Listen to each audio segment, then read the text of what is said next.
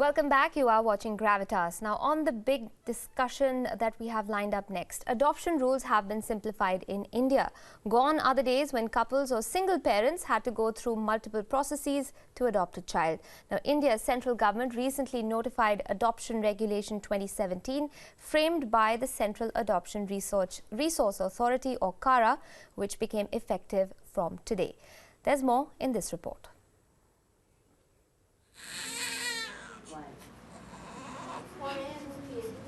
In August 2015, the Indian government issued revised guidelines for adoption to simplify the process and bring in greater transparency.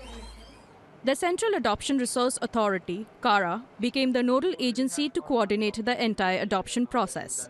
Everything is being done online. The parents don't have to run around to the various agencies. The system is leveraging technology to have a better matching, wherein the children in any location, in any SA, can be referred or get matched to a parent anywhere across the world. CARA's revised guidelines took the entire process online. As per the rules, prospective parents undergo a vetting process. Details of 3 children are then shared with them. If they decide to adopt, the legal process begins. If not, they are pushed to the bottom of the wait list. However, these new guidelines have come in for heavy criticism. In fact, some have even slammed the process as e-commerce for baby shopping. Adoption in India has always been a long-drawn process. The new regulations try to cut this down and also tackle the issue of illegal sale of babies. But is it a thoroughly planned move, or are they superficial changes? This is Sri Sen, New Delhi, WION. 2 individuals who have gone through many of these adoption procedures to adopt their children join us on the show right now. In the studios, I do have Deepa Naliwal joining us. She adopted her daughter, and with us from Pune is Aditya Tiwari, who as a single parent adopted a boy. Now, thank you both for getting in on the conversation here with us on WION. I'm going to go across to Deepa first. Deepa, when you decided to adopt your daughter, were there any sort of procedural difficulties that you faced in seeing the process through? Well, there's a lot of paperwork for sure, and there was a long wait, and also one was required to go to multiple agencies and interview with them, and based on your interaction with them, they would decide whether they would want to register you or not. However, my experience was quite pleasant. I did visit a couple of agencies in Delhi, and while on work I was visiting Pune, and I met people from Sofosh, and it was a very pleasant interaction. I registered, though there was a long wait, almost 2 years. In a way, though there was a time I was getting very impatient with the wait, but I believe that it's good that there should be some waiting period, because that gives the time to the parents to prepare. Are they really, is this a serious decision? Are they really ready for that responsibility? Right. So overall it was, yes, a pleasant experience, though a little lengthy one. Yeah. Okay, so a rather smooth process overall for you. Can I ask you how long back this was? I registered in around 2006. Okay, so and I finally adopted in 2008, almost 2 years. All right, so 8 to 10 years back is when the process started. We're talking about 2017 now. Let's bring Aditya Tiwari in on the phone line. He's joining us to talk. But before I do that, here's a little introduction to Aditya. Now, in September 2014, he came across Avnish, then Binny, at a Missionaries of Charity home in Indore. He was just 6 months old at that time. Now, the child immediately took to Aditya, who wanted to adopt him. He had to go through a lot of procedures before he legally adopted him as his son. Aditya, thanks for joining us on the program. Deepa just took us through what her journey was in adopting her daughter. What were the sort of procedural problems, if any, that you faced while you tried to adopt Avnish? Thank you. In my case, the scenario was totally different. When I thought to adopt a child, when I met my son Avnish in the orphanage in 2014 on 13th September, so I was not eligible to adopt a child. I just was 26 or 27 that time in 2014, and minimum age to adopt a child was 30 years. I was don't know about the procedure and the protocols guidelines that time.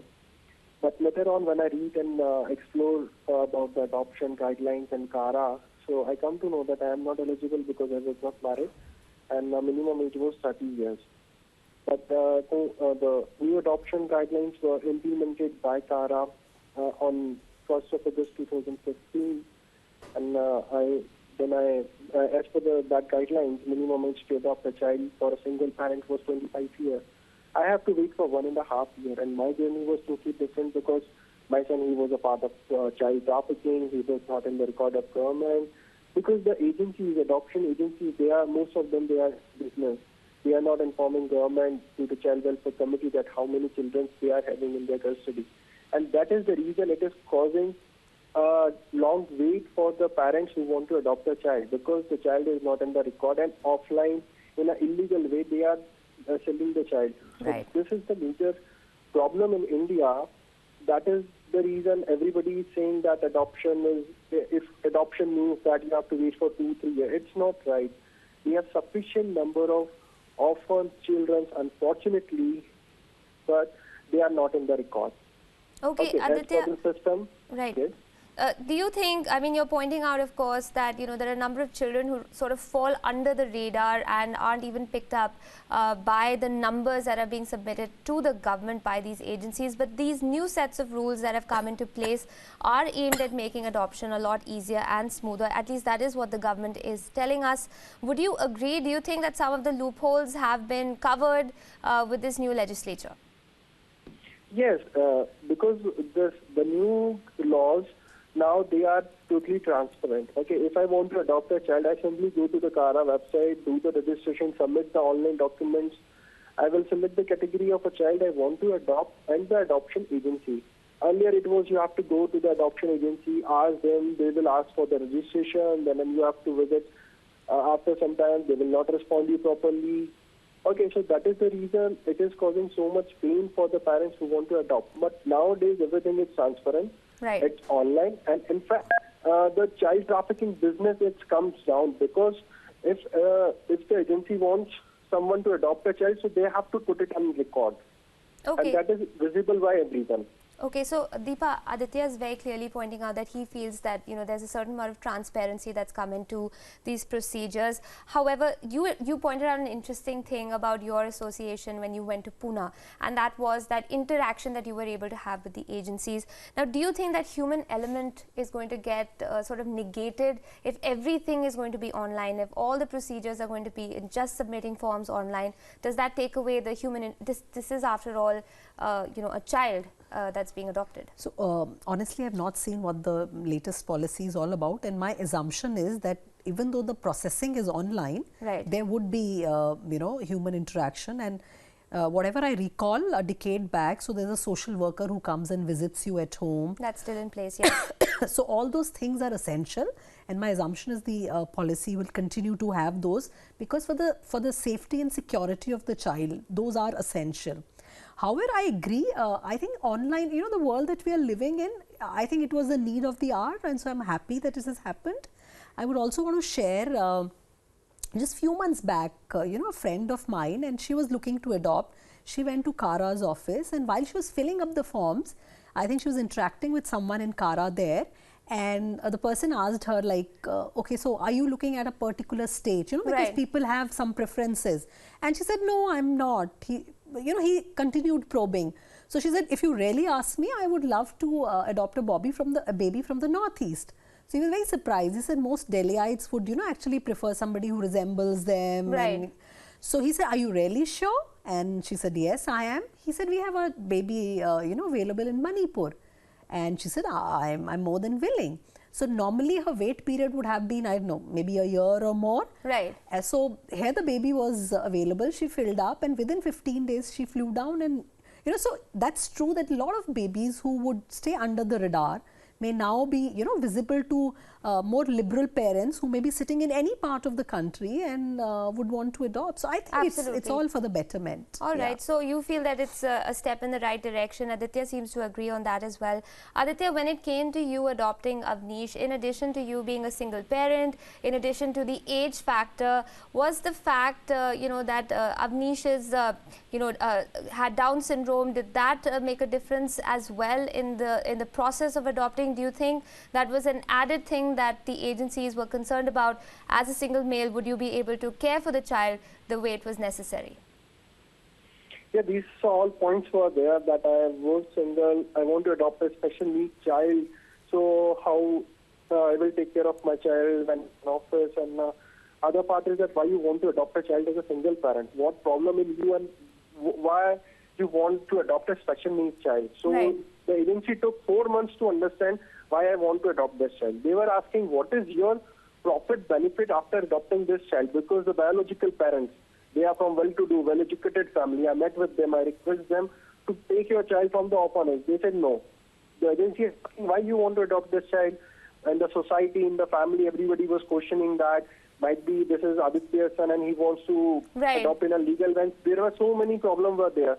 But my motive was clear, because I want to give a family to the child. I was not eligible, but God helped me, and once I eligible, so I want that particular child. So there were so many hurdles was there. That is not because of the guidelines. That is because of the mindset of the people. Okay, Aditya. I mean, it looks like you being a good Samaritan might have even, you know, brought more questions your way than actually easing the process. I've completely run out of time on this segment, but I want to thank both Deepa for joining us in the studio and Aditya for speaking with us from Pune and talking more about that. But we're going to move on to one of the other big stories that we did talk about early on, and that is Dhaka's Hole Artisan Bakery, the venue of a bloody terrorist attack in last July. Now it's back in business, and our Bangladesh Bureau Chief Saad Hamadi visited that bakery at its new location. Here is his story. Dhaka's Hole Artisan Bakery has opened to the public again. Just 6 months ago, this was the venue of a terrible carnage. Once a two-storied building by the lakeside and facing a lush green lawn, the bakery is back to business, but within a smaller space and at a new location in the Bangladeshi capital city. A terrorist attack at the bakery last July killed at least 20 civilians, including 17 foreign nationals, the trauma of which had been felt across Bangladesh. The effect was felt by Dhaka's restaurants too. People simply stopped going out for dinner for days on end. That's when the owners of Hole Artisan Bakery vowed to return to the people and not bow to extremism. More importantly, they say it's the love of people and the staff members who survived the attack that helped the bakery come back on its feet. With me, I have Ali Arsalan, one of the partners of O Kitchen, the restaurant at the Hole Artisan Bakery. Please tell us about the transition. Well, the most difficult thing initially was the mental transition, really, for us to really feel like doing something again, to get that spirit and to get that passion back. That was the hardest part of it initially, but we really took a lot of strength from our staff. Most of these people were given 2 months' salaries, and they were told to go back home, you know, to spend time with their families if they needed to recover. And most of them didn't want to. Most of them wanted to come back to work and wanted to get busy, and they said, look, you know, give us something to do, and that's the best way for us to recover. And seeing that, you know, we kind of fell into the same pattern also. It was a few dark weeks after the incident, but then, you know, if you're a businessman, you know, you have no choice but to go on. Since the bakery is located in the diplomatic area of Dhaka, it is frequented by foreigners and locals alike. Security personnel now guard the bakery, but still its regulars are happy that it has opened its doors again. We are glad to see it's back in business because it was one of our neighborhood cafe and our favorite place to hang out. But after the tragic incidents, we were really missing this place. And now we are very glad that we are in operation again, and would be glad more and more people visiting this place just like before. Hole has set an example, that of braving out the shocks and odds to return to what it does best and not give in to terrorism. The Dhaka chain has even branched out to Bangkok and plans on many more outlets around the world. At the Hole Artisan Bakery in Dhaka, this is Saad Hamadi for WION. In fact, Saad Hamadi joins us right now for more on that story. Saad, is there a sense of hesitation still, or are visitors thronging the place once again? Not essentially, Aisha. There is skepticism among the people who are visiting places out of their homes in Dhaka, and there's this awkward silence that people often talk about when what could happen now that they don't know because of this new reality they have experienced in last July.